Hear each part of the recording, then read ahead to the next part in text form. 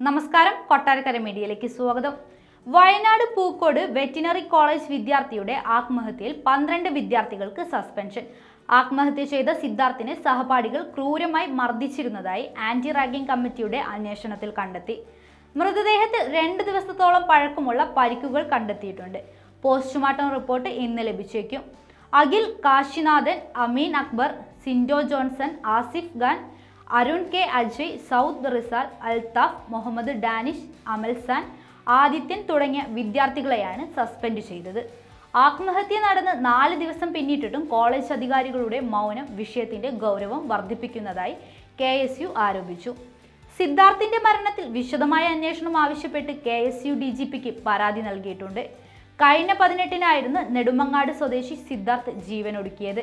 ഹോസ്റ്റലിലെ ബാത്റൂമിൽ തൂങ്ങി മരിച്ച നിലയിൽ കണ്ടെത്തുകയായിരുന്നു. റാഗിംഗ് മൂലമാണ് വിദ്യാർത്ഥി ആത്മഹത്യ ചെയ്തത് എന്നുള്ള ആരോപണം സിദ്ധാർത്ഥിന്റെ കുടുംബവും കൂട്ടുകാരും ആരോപിക്കുന്നുണ്ട്.